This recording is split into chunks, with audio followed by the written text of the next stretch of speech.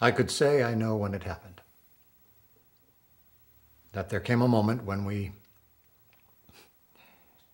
I lost sight. The Army is no different from the rest of America.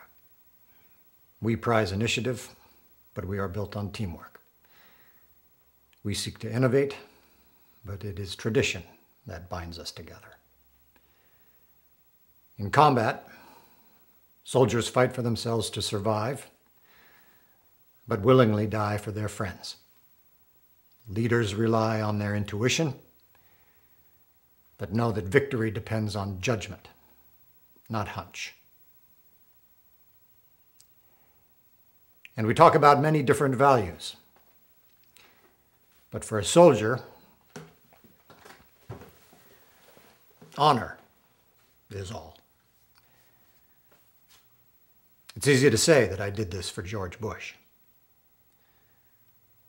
Honor requires honesty. That it's possible that I did it for me. And this is Bush's genius. That he gets you to identify your self-interest with his. And with the idea that your self-interest and his political success are somehow good for America. But what is America if not those men I sent to their deaths? What is leadership if not a willingness to accept responsibility for bad judgment, whether it's me sending those men after a terrorist who was never there, or George Bush sending an army into Iraq after weapons that didn't exist.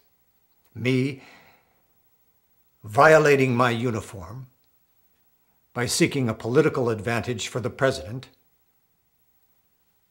or him violating his office by exploiting for partisan advantage a tragedy that befell all Americans. I call myself a soldier, and yet I failed the basic test of loyalty to principle over power.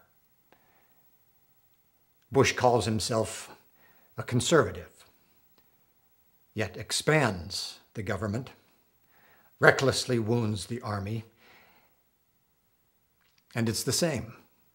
Power over principle, conviction over conscience and common sense.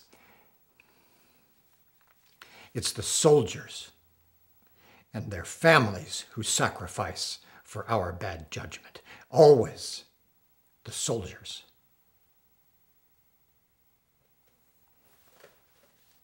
The president is silent. I speak.